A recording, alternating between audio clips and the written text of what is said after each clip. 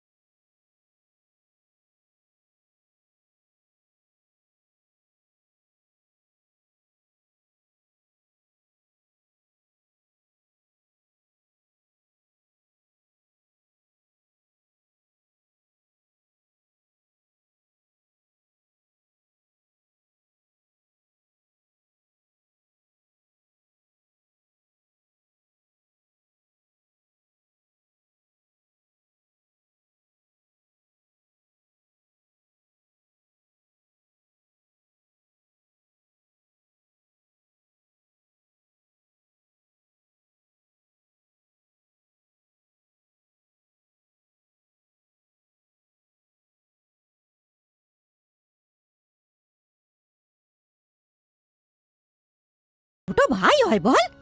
মা মাংস বের করে দেওয়ার পর খুব তৃপ্তি করে খায় পৃথা। খাওয়ার পর সারাদিনের ক্লান্তি সোজা বিছানায়। সেই 2 মাস পর মাংস হয়েছে আজকে ওদের বাড়িতে। এখন খাসির মাংসের যা দাম, গোরা ব্রাহ্মণ পরিবার, বাড়িতে খেতে ইচ্ছে করলেও মুরগির মাংস কোনোদিনও ঢোকে না। 2-3 মাস বাদে বাদে কিছুটা খাসির মাংস আসে, তখন সবাই 1 পিস 2 পিস করে ভাগে পায়, তাতেই তৃপ্তি। টিউশন পড়িয়ে কোনো রকমে পড়ার খরচ চালায় পৃথা। বাইরের ভালো ভালো খাবার খাওয়ার বিলাসিতা হয়ে ওঠে না কোনোদিনও। বাড়িতেই মাঝে মাঝে লুচি আলুদম এই সবই খুব তৃপ্তি করে খায় পৃথা। বিছানায় এপাশ ওপাশ করতে করতে একসময় চোখ লেগে আসে। হয়তো 10 মিনিট ঘুমিয়েছে, নাকে একটা পিটকেল গন্ধ আসে। এমন সময় বড্ড বিরক্ত করছে গন্ধটা। লাফ দিয়ে ঘুম থেকে উঠে গন্ধের উৎস খুঁজতে গিয়ে দেখে একটা ঘামে ভেজা মোজা বালিশের উপরে কে যেন রেখে দিয়েছে। আবার চিৎকার।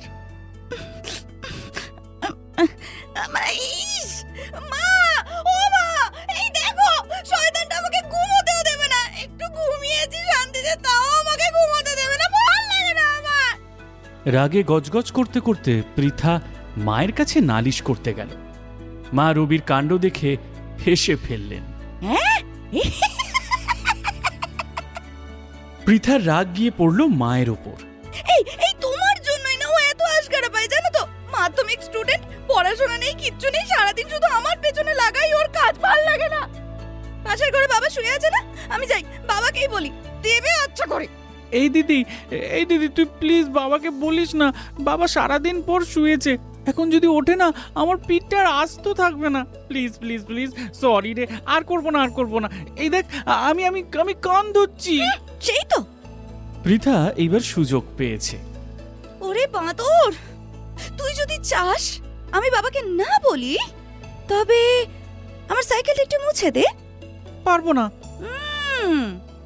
তুই সব সময় আমাকে দিয়ে ওই সাইকেলটাকে মোছাস। পারবি না তো? বাবা, ও বাবা, বাবা, ও বাবা, বাবা, হে মা, হে কি বাবা, তুমি মাটিতে উপর হয়ে শুয়ে আছো কেন? বাবা।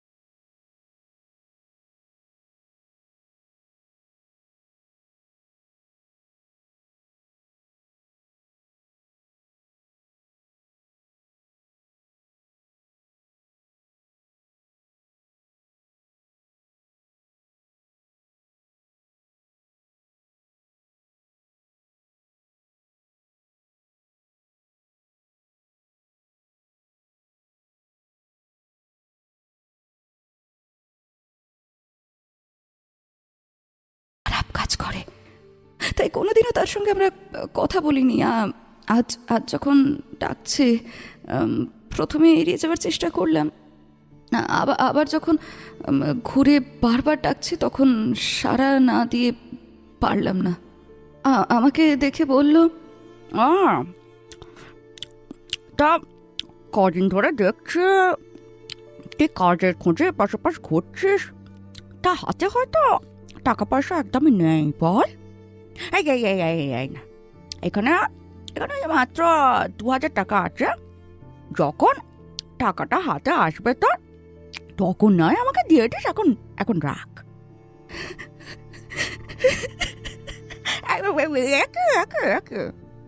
টাকাটা দেখে না কেঁদে ফেললাম। কাল থেকে ঘরে বাঁচার নেই, শুধু ভাত আর আলু সিদ্ধ খেয়ে দিন কাটাচ্ছি। আজ তো সেটাও নেই, ভাইটার মুখের দিকে তাকাতে পারি না। এই টাকাটা আমার যে খুব দরকার ছিল। মনি পিসি বলল, শোন না, বলছি কি বেশিক্ষণ এখানে থাকিস না, লোকেরা তোর নামেও নিন্দা করবে। বাড়িতে যা, যদি কিছু দরকার লাগে আমাকে বলিস, বুঝলে?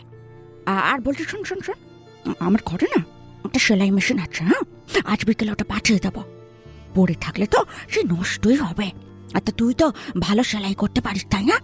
দেখিস যদি তোর কোনো কাজে লাগে। মনি পিসিকে আমি জড়িয়ে ধরলাম, বললাম,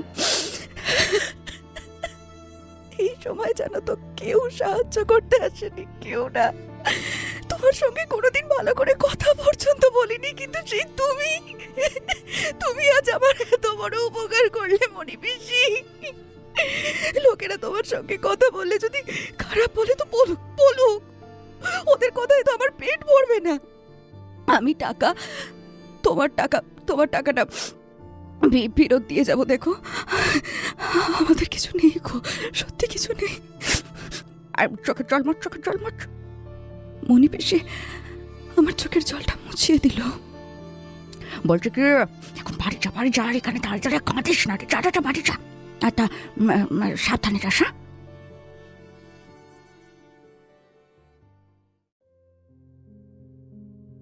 বেশ কিছুদিন কেটে গেছে, আমি সেলাই মেশিন চালিয়ে কোনো রকমে সংসারটাকে চালাচ্ছি। মাও সারাদিন পরিশ্রম করে, কষ্ট করে ভাইটাকে বড় করতে। আমার তো আর পড়াশোনা হলো না, ভাইও পড়াশোনায় খুব ভালো। ও পড়াশোনাটা শেষ করে যদি কিছু করে তাহলে তো আমাদের কষ্টের দিনটা আর থাকবে না, তাই না? সেদিন বাজারে যাচ্ছিলাম, পাড়ার মোড়ে কতগুলো ছেলে বাজে বাজে কমেন্ট করলো। বাবা থাকতে কোনোদিনও তাদের সাহস হয়নি এই সমস্ত খারাপ কিছু কথা বলার। চুপ করে মাথা নিচু করে বাজারে চলে গেলাম। ইচ্ছা হচ্ছিল ঠটিয়ে দুটো থাপ্পড় দিই, কিন্তু আমার হাত দুটো পেছন থেকে বাঁধা। বাবা না থাকলে একটা মেয়ে কতটা অসহায় তা হাড়ে হাড়ে টের পাচ্ছি। সুন্দর জগৎটার পেছনে যে একটা কালো জগৎ আছে তা প্রতি মুহূর্তে অনুভব করছি। আচ্ছা আচ্ছা, আমি যদি মেয়ে না হতাম, যদি মেয়ে না হয়ে ছেলে হতাম, তাহলে লড়াইটা করা হতো কিছুটা হলেও সহজ হতো, তাই না? ভাই,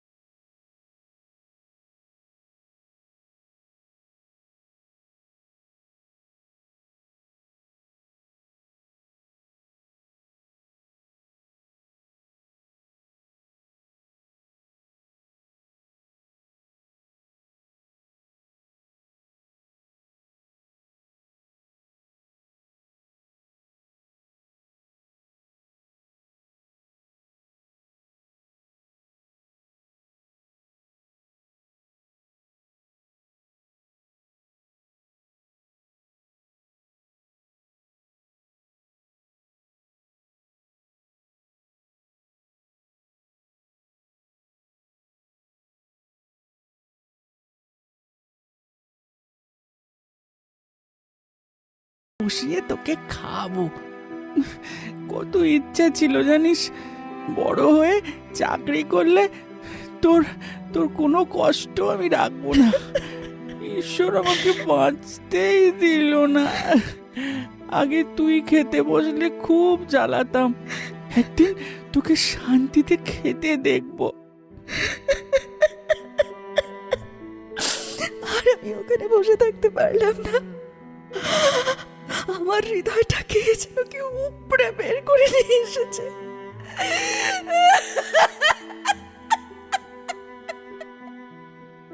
অসহায় হয়ে আমি চিৎকার করে কেঁদে উঠলাম। আমার কাছে যে বিষ কেনারও টাকা নেই।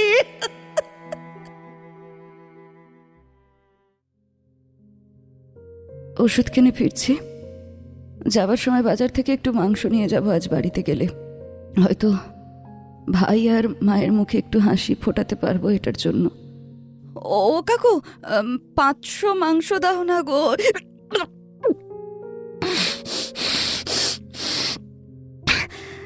দোকানের মাংস কাটাটা দেখে ভেতর থেকে কাটা গলিয়ে যাচ্ছিল আমার শরীরের মাংস।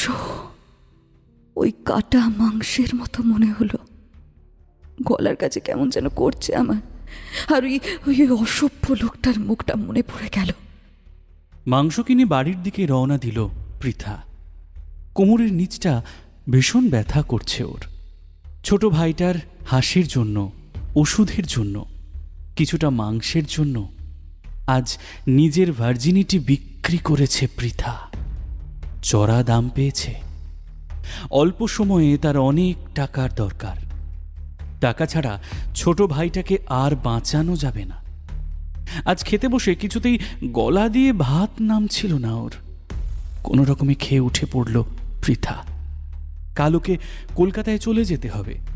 মাকে বলেছে একটা নতুন কাজ পেয়েছে, একটা বেসরকারি ব্যাংক ওকে একটা কাজ দিয়েছে, থাকার জায়গাও দেবে ওরা। কালকে জয়নিং। মা ও ভাই ভীষণ খুশি হয়েছে। পৃথা নিজের ঘরে গিয়ে বিছানায় শুলো। নিজেকে ভীষণ অসহায় লাগছে। আজ কিচ্ছু করার ছিল না। মণিপিসিকে ফোন করে একটা কাজের কথা বলতেই প্রথমে মণিপিসি ভীষণ বকাবকি করেছিল, কিন্তু উপায় না পেয়ে পরে কাজটা ঠিক করে দেয়। কিছু করার ছিল না মণিপিসির। তার বয়স হয়েছে, এখন তাকে কেউ আর তেমন পছন্দ করে না। সে অনেক সাহায্য করেছে পৃথাকে, কিন্তু এত টাকা দেবার ক্ষমতা তো তার নেই। মণিপিসি এই লোকটাকে ঠিক করে দেয়, যে খুব চড়া দামে পৃথার ভার্জিনিটি কিনে নিয়েছে। মণিপিসির সঙ্গে সামনাসামনি কথা বলেনি পৃথা, কারণ মা আগের দিনই খুব বকাবকি করেছিল।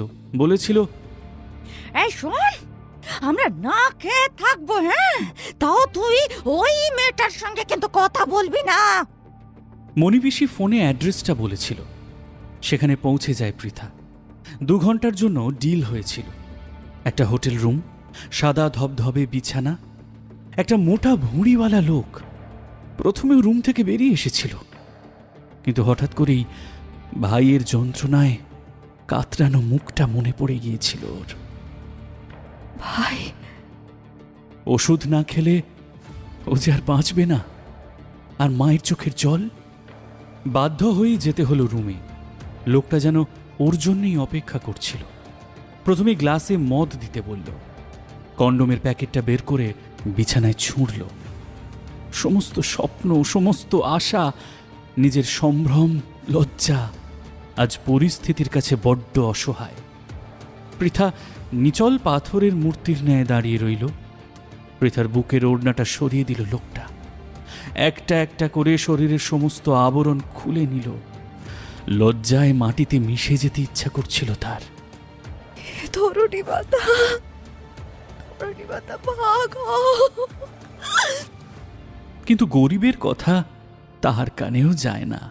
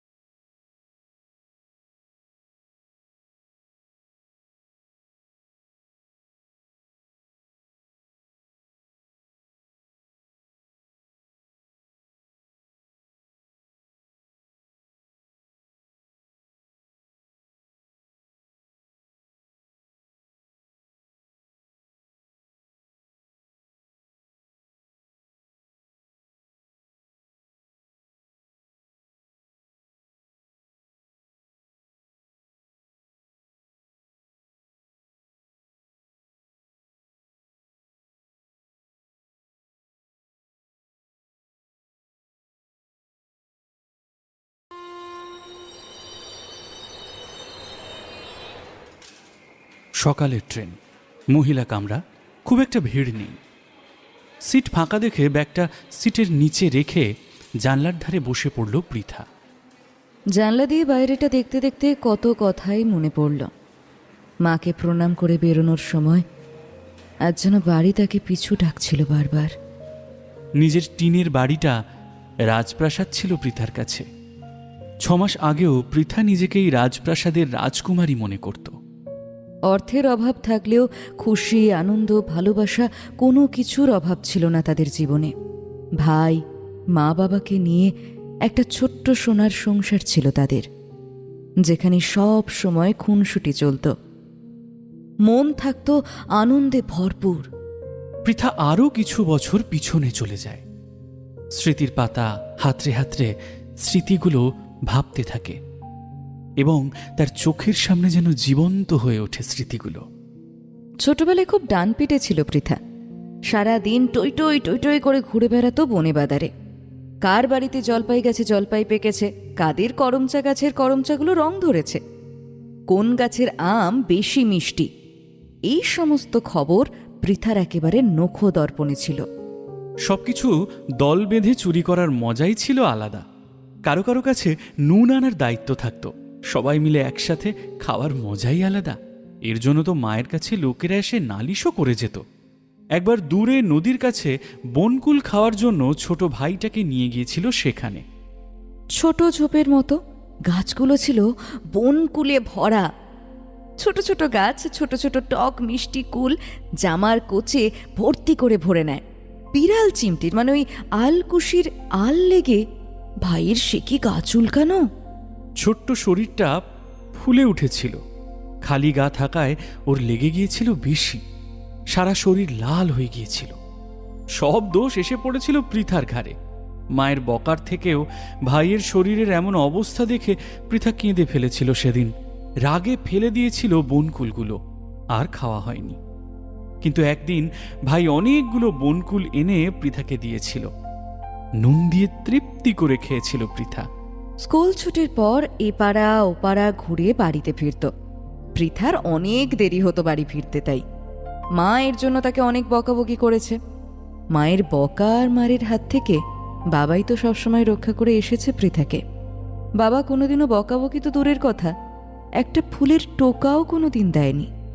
একটা ছোট্ট শহরে পৃথাদের বাড়ি। বাড়ি থেকে কিছুটা গেলেই একটা ফরেস্ট পড়ে।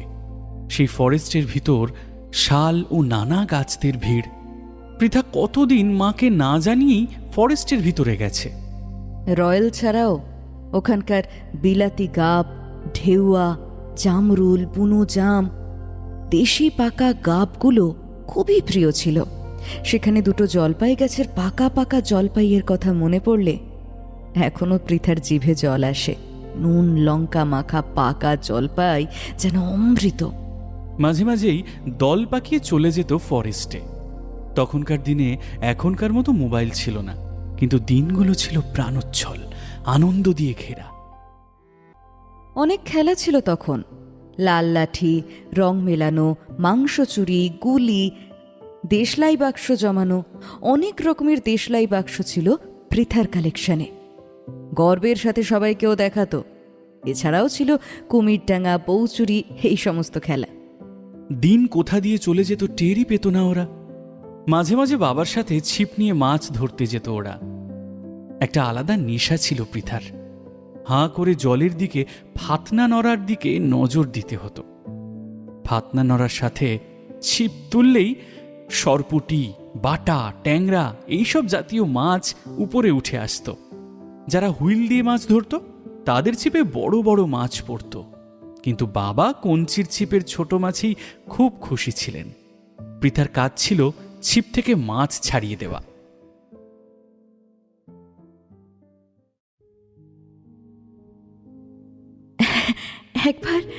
একবার বন্যার পর বাবা কোঁচ দিয়ে কুচে মাছ ধরে এনেছিল। মা তো দেখেই বকাবকি শুরু করে দিয়েছিল।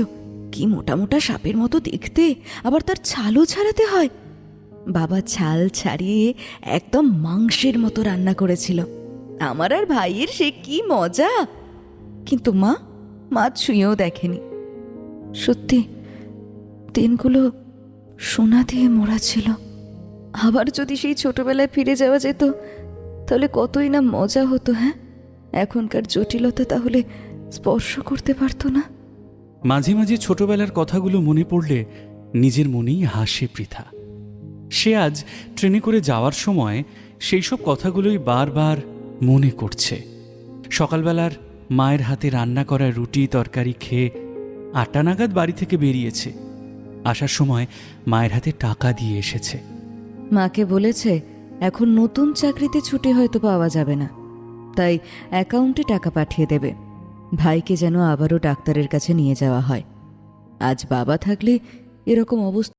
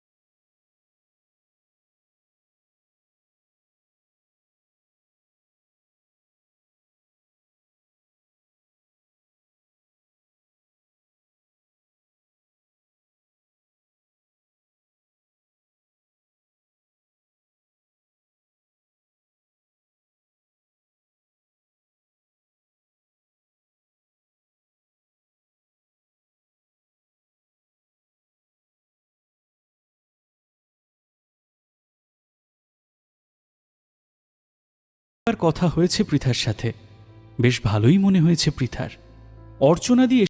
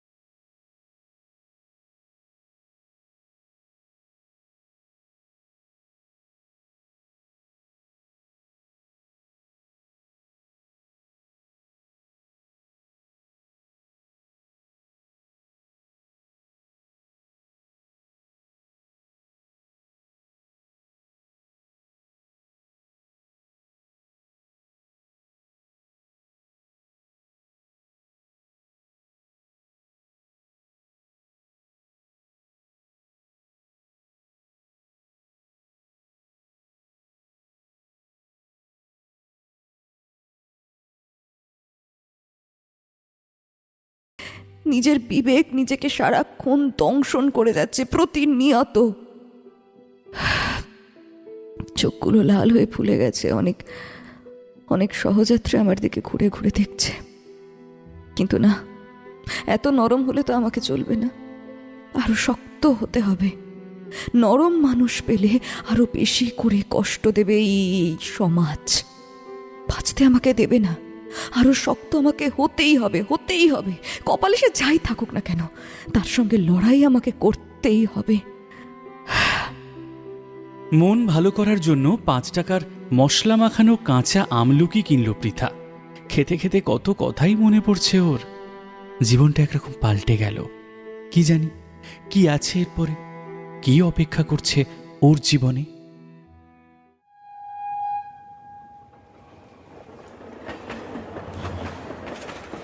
ট্রেন থেকে নামার আগে অর্চনা দিকে ফোন করেছিলাম। ট্রেন থেকে নেমে বেশিক্ষণ ওয়েট করতে হলো না। ওই 5 থেকে 6 মিনিট প্ল্যাটফর্মে দাঁড়াতেই অর্চনাদি এসে পেছন থেকে আমাকে ডাকলো। মাথা ঘোরাতে দেখি অর্চনাদি দাঁড়িয়ে আছে। মণিপিসির ফোনে অর্চনাদির সাথে ভিডিও কলে কথা হয়েছিল, তাই চিনতে পারলাম খুব সহজেই। অর্চনাদি আমাকে নিয়ে প্ল্যাটফর্মের বাইরে এসে একটা ক্যাব বুক করলো। মনের মধ্যে ভয়টা আবারও চারা দিয়ে উঠল। অর্চনাদি মনে হলো বেশি কথা বলে না, তাই একটাও কথা হয়নি অর্চনাদির সাথে। গাড়ি এসে একটা অ্যাপার্টমেন্টে থামলো। অর্চনাদিকে অনুসরণ করে আমি লিফটে উঠলাম। দ্বিতীয় তলায় অর্চনাদির ফ্ল্যাট। অর্চনাদির চাবি খুলতেই ভেতরে গেলাম। আড়ষ্ট হয়ে দাঁড়িয়েছিলাম। অর্চনাদি বলল, বস, এত ভয় পাচ্ছিস কেন? নিশ্চয় তোর খিদে পেয়েছে। দাঁড়া, খাবার দিচ্ছি। তোকে আনতে যাবো বলে বেশি কিছু রান্না করিনি, বুঝলি? ভাত আর ডিমের ঝোল চলবে তো? মাথা নাড়িয়ে সম্মতি জানালাম। সত্যি খিদে পেয়েছে। সেই কোন সকালে রুটি তরকারি খেয়ে এসেছিলাম। খাবার টেবিলে অর্চনাদি খাবার দেয়। আমি মাকে একটা ফোন করলাম, বললাম, হ্যালো মা, মা আমি পৌঁছে গেছি, তুমি আর কোনো চিন্তা করো না, কেমন? পৌঁছে গেছিস? আচ্ছা বাবা, আচ্ছা, সাবধানে থাকিস মা। হ্যাঁ, অর্চনাদি আমাকে বলল আজ পার্লারে যাওয়া হবে না, কারণ সে ছুটি নিয়েছে। কাল আমরা দুজনে মিলে পার্লারে যাব। সেখানে এগ্রিমেন্ট সাইন করতে হবে। আসলে আমার থাকার জায়গা ঠিক হয়নি, তাই কাল যেতে বলেছে। আমার অসুবিধা নেই। খেতে বসলাম। অর্চনাদিকে বললাম, একটা কথা বলবো, রাগ করবে না তো? কি কথা বল না। তুমি এখানে একা থাকো? তোমার আর কেউ নেই? আহ, অনেকেই ছিল, তবে নিজের বলতে এখন আমার 2 মেয়ে, যারা এই হস্টেলে পড়ে। ছুটির দিনে ফ্ল্যাটে আসে আর আমি সারা দিন ব্যস্ত থাকি। ওদের খেয়াল রাখতে তো পারি না, তাই হোস্টেলে দিয়ে দিয়েছি। আর তোমার বর?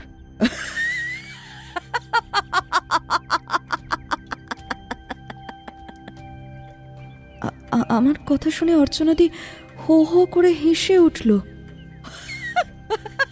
আর বর কোথায় পাবো রে? আমার তো বিয়েই হয়নি। তুই তো জানিস আমাদের এই প্রফেশনে প্রতিদিন নতুন নতুন বরের শয্যা সঙ্গী হতে হয়, তো পার্মানেন্ট বর আর হলো কই? আমি চুপ করে গেলাম। অর্চনাদি বলল, ও, তুই ভাবছিস আমার মেয়ে আছে যখন বড় নিশ্চয়ই আছে, কিন্তু আমার ছেলে মেয়ে আছে ঠিকই, আমি কিন্তু তাদের জন্ম দিইনি, ঠিক আছে? প্ল্যাটফর্ম থেকে ওই অনাথ বাচ্চা দুটোকে তুলে নিয়ে এসেছিলাম। খাওয়া পড়াশোনার দায়িত্ব সবটাই আমি নিলাম। খুব সুন্দর দেখতে, জানিস আমার মেয়ে দুটো। যদি এক নাগাড়ে প্ল্যাটফর্মে থাকতো তাহলে হয়তো একদিন আমার মতোই হয়ে যেত, কিংবা ওই লোভী থাবার শিকার পড়তো ওদের ওপর। তারপর আর কি, হারিয়ে যেত সোনাপট্টির মতো জায়গায়। আমি নিজে খারাপ তো কি হয়েছে, মেয়ে দুটোকে ভালো করে মানুষ করতে হবে আমায়। ওরা যখন আমাকে না মা বলে ডাকে, বুকটা আমার ভরে ওঠে মাইরি। কিন্তু কিন্তু তুই ভাবছিস তো তোর সঙ্গে এতক্ষণ কথা কেন আমি বলছি? আমার একটা কাকার মেয়ে ছিল, পুরো তোর মতো দেখতে, জানিস? কাকা আমাকে খুব ভালোবাসতো। তোকে দেখে না আমার সেই বোনের কথাটা মনে পড়ে গেল। বোনের জন্য বড্ড মন খারাপ করছিল, তাই তোর সঙ্গে এতক্ষণ কোনো কথা বলিনি। আমাকে তোমার বোন বলেই মনে করতে পারো দিদি। খাওয়া শেষ হলে সোফায় হেলান দিয়ে বসে গেলাম। অর্চনাদি পাশে বসলো। চুপ করে আছি দেখে তখন দিদি কথা বলতে শুরু করলো। তা বল, তোর গল্পটা একটু জানা যাক। আমাদের মতো মেয়েদের তো আর কিছুই করার থাকে না। তবে হ্যাঁ, তুই যদি চাস তো কেউ তোর সঙ্গে জোর করবে না। শুধুমাত্র পার্লারে কাজ করে তুই থেকে যেতে পারবি। আমাদের এই সংস্থাটা আসলে গোপনে চলে। কিন্তু কারোর ওপর জোর করে কিছু চাপিয়ে দেওয়া হয় না। আমার ভেতরটা কেঁপে উঠল, চোখ দিয়ে জল গড়িয়ে পড়ল। কাঁদো কাঁদো গলায় বললাম, আচ্ছা পার্লারের কাজ করে কত টাকা পাবো? মানে সেই টাকায় আমার ভাইয়ের অপারেশন হবে না? অপারেশনটা না হলে না আমি ভাইকে আর বাঁচাতে পারবো না। আমার খুব তাড়াতাড়ি অনেকগুলো টাকার দরকার। অর্চনা দিয়ে আমার চোখ মুছিয়ে দিল। ঠিক আছে রে পাগলি, ঠিক আছে ঠিক আছে। আমিও যতদূর পারবো না হয় তোকে সাহায্য করব। কখনো কিছু দরকার পড়লে এই দিদির কাছে কখনো লোকাবি না, ঠিক আছে? এই দিদিকে কিন্তু তুই সব সময় পাশে পাবি। তোকে আমি আমার ফ্ল্যাটে রাখতাম জানিস, কিন্তু পার্লারের নতুন একটা নিয়ম হয়েছে যে নতুন কাজের মেয়েদের পার্লারের হোটেলেই ঘর দেওয়া হয়। আমি তো আর নিয়ম ভাঙতে পারি না, তাই না? তোর ঘর ঠিক হবে কাল, তাই কাল ওরা এগ্রিমেন্ট করবে। তবে একটা কথা বলি, এইটুকু সময় তোকে হেপি আপন বলে মনে হলো মাইরি। আমি না হয় অভাবে এ পথে এসেছি, কিন্তু তুমি কেন এসেছো দিদি? আমার কথাটা শুনে অর্চনাদি চুপ করে গেল। আমি ভয় পেয়ে গেলাম। দিদি তুমি রাগ করলে নাকি? একটা পার্সোনাল কথা তোমাকে জিজ্ঞেস করেছি বলে। দিদি বলল, আরে না না, রাগ করবো কেন? আমাদের সবার গল্পই ওই ধর প্রায় একই রকমের। তুই এ পথে এসেছিস অভাবে, কিন্তু আমি স্বেচ্ছায় এই পথে এসেছি। তুই তোর বাবার মৃত্যুর পর সংসার বাঁচাতে এ পথে এসেছিস, কিন্তু আমি নিজেকে বাঁচাতে সংসার ছেড়েছি আর এই পথে এসেছি, বুঝলি? অর্চনাদির চোখের কোণে জল দেখতে পেলাম আমি। বললাম, দিদি কষ্ট হলে থাক, আমাকে আর বলতে হবে না। আরে আরে থাম থাম, তোকে বলে যদি কিছুটা ব্যথা কমাতে পারি। আমার কথা তো কোনোদিনও কেউ শোনেইনি। তুই জানতে চাইছিস আর তোকে আমি বলবো না, তাও হয়। তবে শোন, হ্যাঁ, আমার বাড়ি চন্দননগরে। বাবার অনেক বড় ব্যবসা, দুটো শপিং মল ছিল আমাদের। মা, আমি, বাবা, এই এই এই তিনজনের সংসার খুব সুখের ছিল। কিন্তু একদিন মা হঠাৎ করেই অসুস্থ হয়ে পড়ে। হাসপাতালে নিয়ে যাওয়া হয়। 7 দিনের চিকিৎসায়ও মা ভালো হয়ে ওঠে না। মা আমাকে ছেড়ে চলে গেছে, তখন আমার বয়স ওই কত 15 বছর। প্রথমে বাবা ভীষণ ভেঙে পড়েছিল, আমিও খুব কাঁদতাম। আস্তে আস্তে ওই সবই স্বাভাবিক হয়ে যায়। এরপরে 6 মাসের মধ্যেই বাবা রূপা আন্টিকে বিয়ে করে। রূপা আন্টি বাবার সমস্ত অ্যাকাউন্টগুলো দেখাশোনা করত। আগেও আমাদের বাড়িতে অনেকবার এসেছে, কিন্তু এখন ওকে মা রূপে দেখতে না আমার ভীষণ অস্বস্তি লাগছিল, কিন্তু কিছু করার ছিল না। প্রথম প্রথম কত আধিক্যতা ভালোবাসা আমাকে দেখানো বাবা, আমিও মেনে নিয়েছিলাম।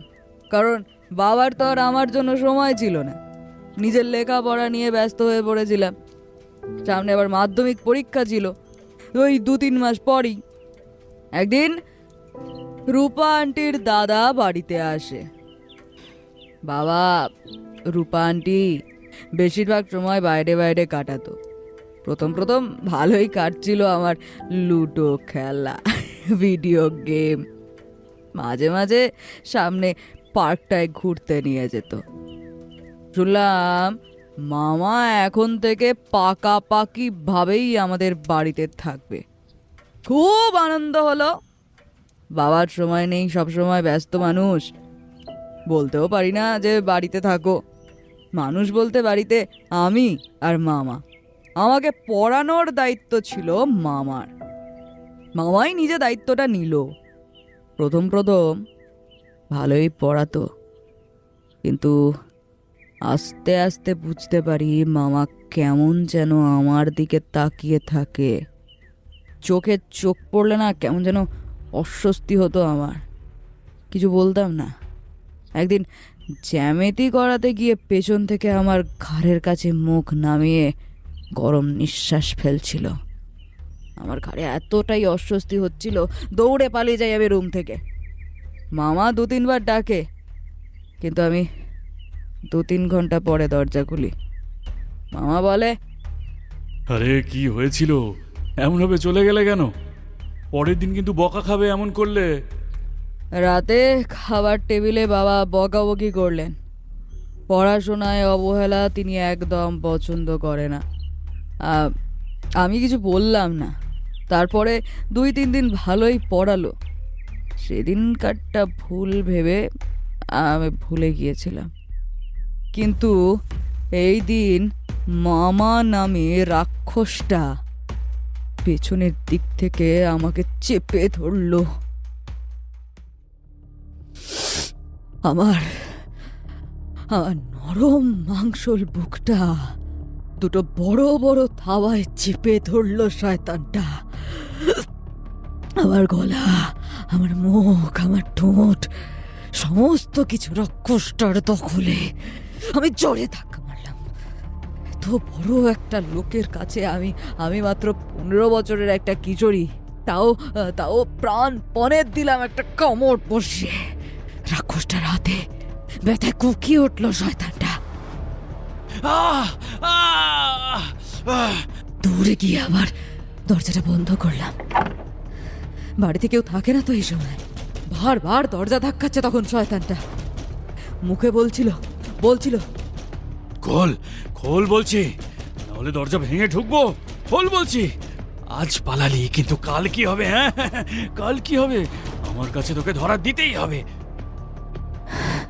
সারাদিন আমি বেরোলাম না। রাতে বাবা ডাক দিতে দরজা খুললাম। বাবা খুব বকা দিল, কিন্তু একবারও জিজ্ঞেস করলো না কি হয়েছে। খাবার টেবিলে গিয়ে বসলো।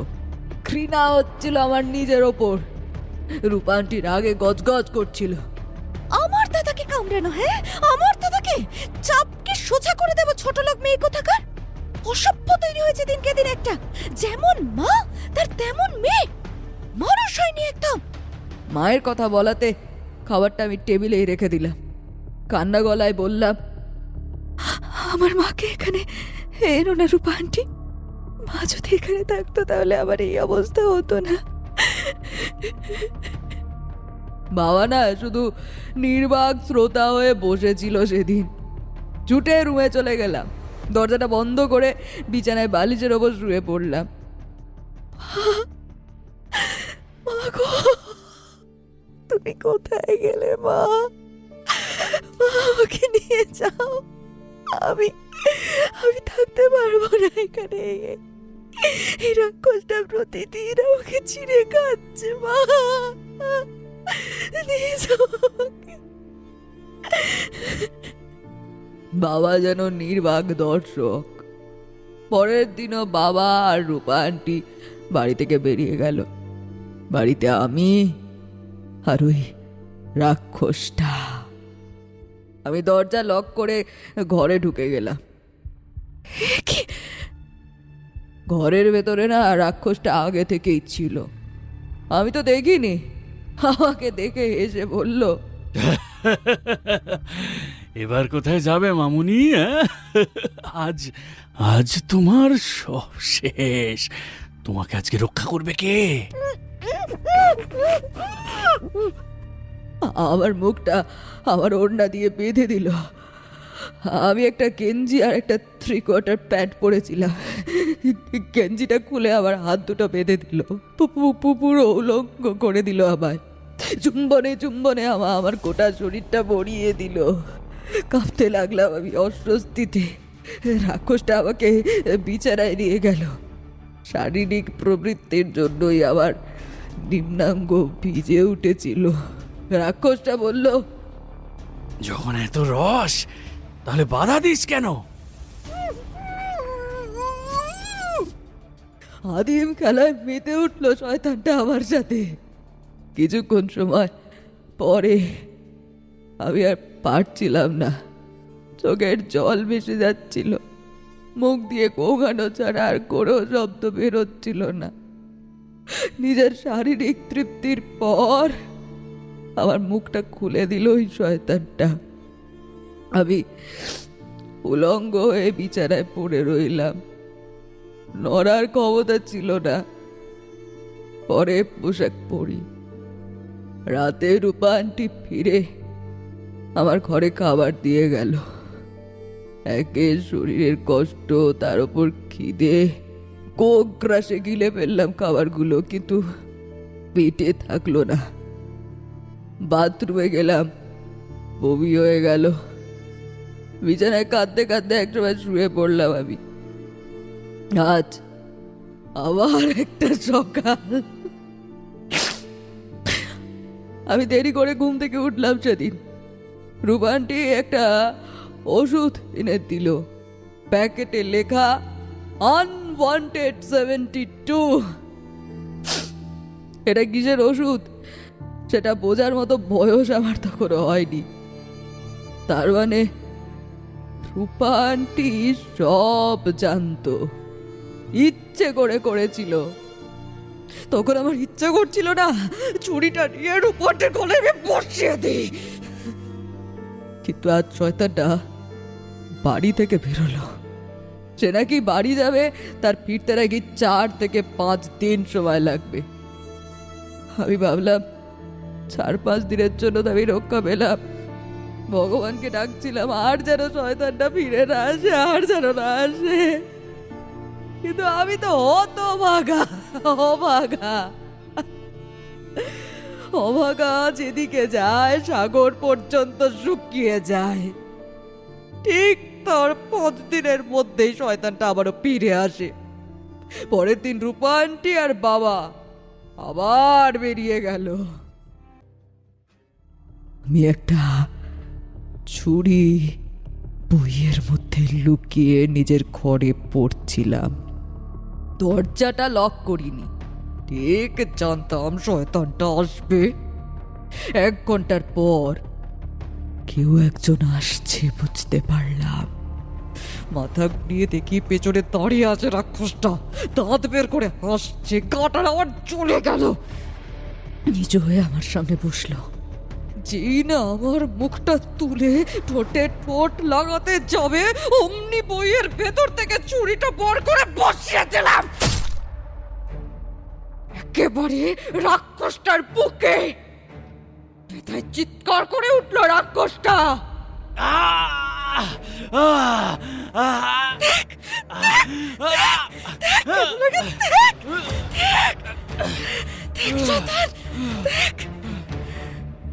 রাগের মাথায় বলে ফেললাম কথাগুলো।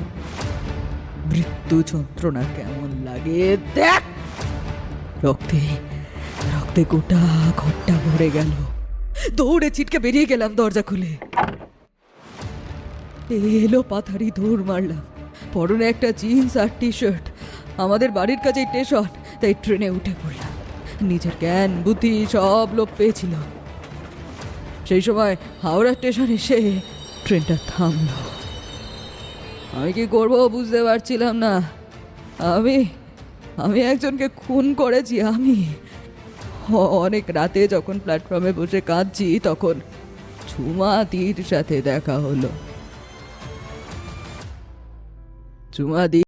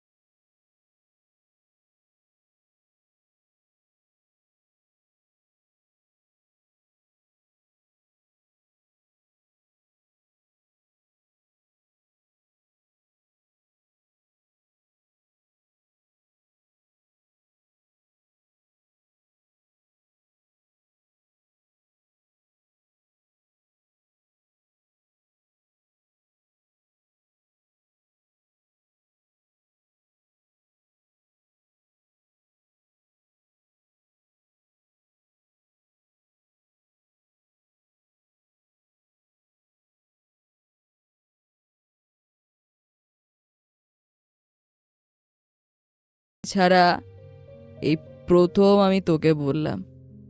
কি হবে বলতো এই সমস্ত কথা কাউকে বলে? শুনে দেখ গিয়ে, আমার পার্লারের প্রত্যেকটা মেয়ের পেছনে এক একটা করে আলাদা আলাদা গল্প আছে। আমাদের সমাজে মেয়েদের বোবা কান্নার কোনো দাম নেই রে।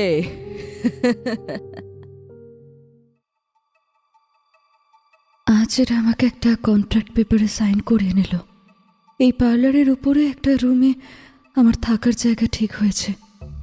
এরই মধ্যে বাড়ি থেকে একবার ফোন এসেছিল, ভাইয়ের শরীরটা আবার খারাপ করেছে, যত তাড়াতাড়ি সম্ভব অপারেশন করিয়ে নিতে হবে। এতগুলো টাকা আমাকে যেভাবেই হোক জোগাড় করতে হবে। আমাকে পার্লারে অর্চনা দি ঝুমাদির সঙ্গে আলাপ করিয়ে দিল। খুব সুন্দর দেখতে ঝুমাদি, রূপ যেন শরীর থেকে ঝরে পড়ছে। 45 ঊর্ধ্ব মহিলা, তবুও যেন শরীরের বাঁধন এখনো অটুট, লাবণ্যময়ী এক নারী।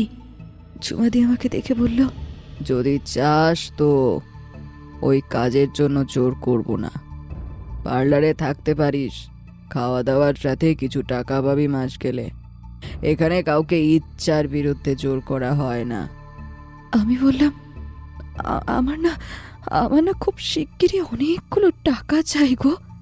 হ্যাঁ, তাহলে তো আমার আর কিছু করার নেই, কিছু বলারও নেই। তিনি পার্লারের কতকগুলো মেয়েকে আমাকে রেডি করিয়ে দিতে বললেন। ওরা আমাকে নিয়ে গিয়ে আমার এই রূপটাই চেঞ্জ করে দিল। আমি আয়নায় নিজেকে চিনতেই পারছিলাম না। বেশ কয়েকটা ছবি তুলে নিয়ে ঝুমাদি বলল, এবার দেখ, একদম লাইন লেগে যাবে। টাকার চিন্তা নেই তোর, লোক দেখেই ফিদা হয়ে যাবে সব কাস্টমার।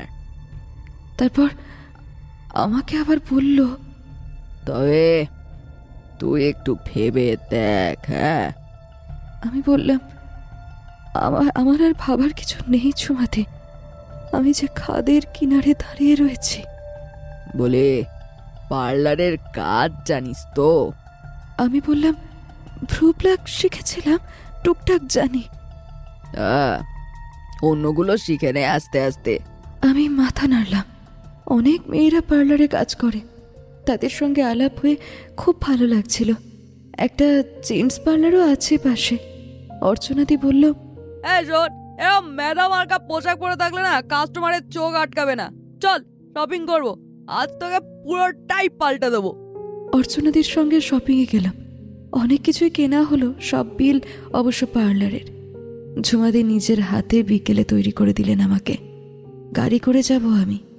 একটা শর্টস আর উপরে একটা পাতলা টি শার্ট। এরকম পোশাক কেমন যেন লাগছিল পরে নিজেকে, মনে একটা ভয় কাজ করছিল। ঝুমাদি বলল, শোন, পার্টি কিন্তু মালদার আছে, খুশি করতে পারলে অনেক পয়সা মিলবে। আমি মনে মনে বললাম, আমাকে যে পারতেই হবে। উঠলাম গাড়িতে।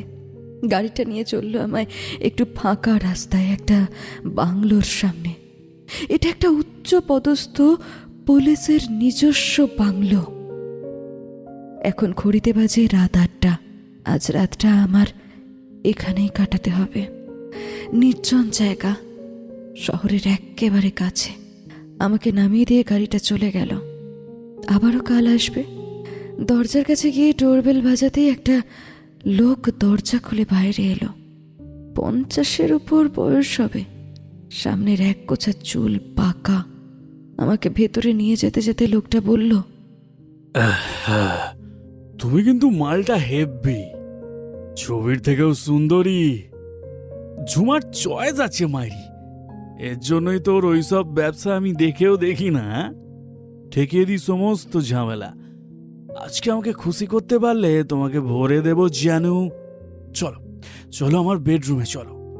আমি সঙ্গে করে একটা ব্যাগ এনেছিলাম, সেটা নিয়েই চললাম লোকটার সাথে। বাড়িতে আর কেউ নেই, পুরো ফাঁকা।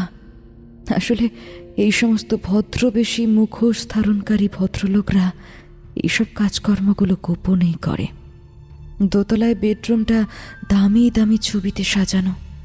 লোকটার কামার তো চোখ বারবার ছুঁয়ে যাচ্ছিল আমার শরীর। ভেতর থেকে একটা ভয় গ্রাস করছে আমাকে। কি করব আমি? এমন সময় লোকটা আমাকে বলল, ওই ফ্রিজে কিছু খাবার আছে, তুমি খাবে তো নিয়ে আসো। না না, আমি কিছু খাবো না। এ, এত দূরে কেন বেবি? লোকটা আমার হাতটা ধরে নিজের কাছে টানলো। কাছে এসো, তোমাকে দেখে আমার তো আর তর্স হইছে না। আমার শরীর গরম হয়ে গেছে, আমাকে ঠান্ডা করো।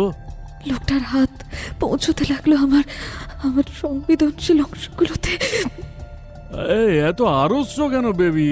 এসো এসো, নতুন মনে হচ্ছে। হ্যাঁ, নতুনের সাথে খেলে মজা আলাদা। লোকটা আমার পাতলা টি শার্টটা খুলে দিল। আমার প্রতিটা দেহের ভাঁজ এখন উন্মুক্ত।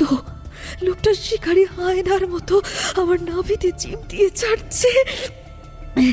হাত দুটো বক্ষে অবাধ বিচরণ করতে লাগলো। বিছানায় শুয়ে দিল আমায়, টেনে খুলে দিল আমার শর্টস।